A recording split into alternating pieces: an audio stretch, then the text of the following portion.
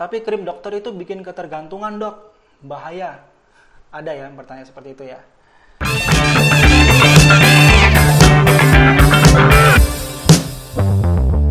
Halo teman-teman pejuang jerawat, di video kali ini saya mau menjelaskan sedikit pengetahuan yang harus kamu ketahui seputar jerawat yang kamu alami.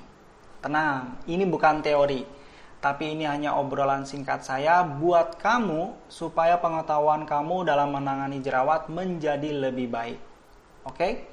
Sebelumnya saya mau nyapa dulu nih buat teman-teman yang sudah menonton dan mendukung channel ini. Ternyata ada beberapa penonton yang berasal dari luar Indonesia juga ya. Dan bisa dibilang jumlahnya cukup banyak. Semoga video-video saya yang ada di channel ini bisa membantu teman-teman semuanya. Oke?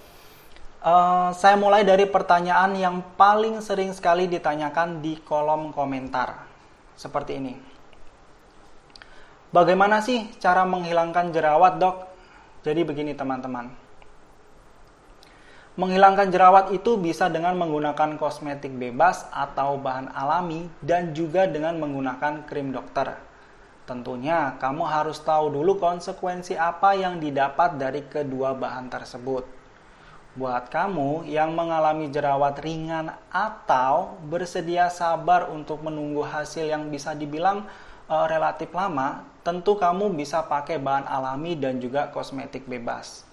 Tapi buat kamu yang sekarang mengalami jerawat dengan tingkat keparahan yang sedang sampai dengan berat atau menginginkan hasil yang relatif cepat, kamu bisa pakai krim dokter. Nah, kemudian ada yang tanya tuh, untuk resikonya gimana dokter? Sama, kedua bahan tersebut tetap memiliki resiko. Hanya saja bahan alami ini memiliki resiko lebih rendah dari krim dokter. Tapi bukan berarti resiko dari krim dokter ini tidak bisa dikendalikan atau diminimalkan ya. Jadi semuanya bisa digunakan secara aman. Tuh, oke? Kemudian ada juga yang bertanya seperti ini. Kenapa saya harus pakai krim dokter? Boleh nggak kalau saya pakai kosmetik bebas yang ada di pasaran dok? Gitu ya. Jadi buat teman-teman yang ingin menggunakan kosmetik bebas yang biasa kamu beli di minimarket itu, tentu boleh-boleh saja selama memang masih bisa. Tapi sebenarnya yang perlu juga kamu harus ketahui kalau kandungan obat di dalam krim dokter itu punya kemampuan untuk mengobati jerawat kamu jauh lebih tinggi daripada kosmetik bebas dan juga bahan alami. Jadi nih, kalau misalnya masalah kulit yang kamu alami itu masih ringan dan tidak terlalu berat, terus kamu coba pakai kosmetik bebas ternyata bisa, ya nggak apa-apa. Berarti memang kosmetik bebas itu bisa dan cocok untuk menghilangkan jerawat kamu. Nah, masalahnya ketika kamu sudah pakai kosmetik bebas atau bahan alami, tapi kok belum ada perubahan ya, malah makin banyak jerawatnya, itu tandanya kamu harus berobat ke dokter. Kenapa?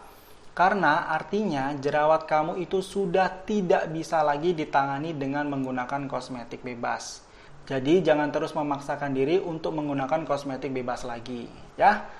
Sudah saatnya kamu untuk move on, beralih mendapatkan penanganan yang lebih baik, yang tentunya dengan tingkatan yang lebih tinggi dari kosmetik bebas biasa untuk bisa mengobati jerawat kamu secepat-cepatnya. Karena kenapa? Karena untuk menghindari terjadinya komplikasi ataupun masalah kulit yang lebih serius, yang biasanya tuh justru akan mengeluarkan biaya yang lebih besar untuk mengobatinya. Seperti misalnya masalah skar atau yang biasa kamu kenal dengan istilah bopeng. Gitu teman-teman, oke? Kemudian juga ada yang bertanya seperti ini. Tapi kan pakai krim dokter itu bikin kulit tipis dok. Gitu ya. Saya rasa itu kurang tepat karena sebenarnya kulit akan mengalami regenerasi setiap 28 hari. Di mana kulit kamu yang bermasalah itu akan berganti dengan kulit baru yang lebih sehat saat proses regenerasi. Tentunya dengan bantuan krim dokter tersebut. Itu, oke? Kemudian ada yang bertanya juga seperti ini. Tapi krim dokter itu bikin ketergantungan dok, bahaya. Ada ya yang bertanya seperti itu ya. Jadi begini teman-teman. Selama penyebab jerawat kamu itu masih ada di kulit wajah kamu, seperti misalnya sebum atau minyak dan juga bakteri, selama itu pula kamu membutuhkan penanganan untuk mencegah jerawat tidak timbul lagi. Tapi ketika penyebabnya ini sudah teratasi, ya kamu bisa mengurangi penggunaannya, paling tidak untuk maintenance saja, atau bahkan tidak menggunakannya sama sekali jika memang jerawat atau masalah kulit itu tidak muncul kembali.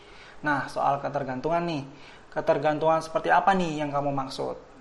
Ayo, gini teman-teman. Sederhananya tuh sama seperti ketika kamu menggunakan pasta gigi. Kenapa kamu pakai pasta gigi setiap hari kalau memang membuatmu ketergantungan? Setiap hari biasanya bisa sampai 2 atau 3 kali kamu menggunakan pasta gigi untuk menggosok gigi. Itu kan namanya ketergantungan juga ya. Padahal pasta gigi juga mengandung bahan kimia. Sekarang saya tanya, tujuannya apa kamu menggunakan pasta gigi? Salah satunya supaya gigi kamu tetap terjaga kebersihannya, ya kan? Begitu juga dengan menggunakan krim dokter.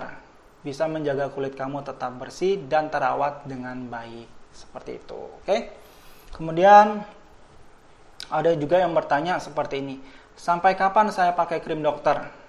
Jadi begini teman-teman. Pada prinsipnya menangani jerawat itu ada 2. Yang pertama, obati dulu jerawatnya, kemudian pertahankan hasilnya, atau yang biasa kita sebut dengan maintenance. Jadi, buat kamu yang sekarang masih berjerawat, kamu bisa pakai krim dokter secara rutin setiap hari sampai jerawat kamu sembuh. Tapi kalau sudah baik, tidak berjerawat lagi, dan cukup puas dengan hasilnya, tinggal mempertahankan aja.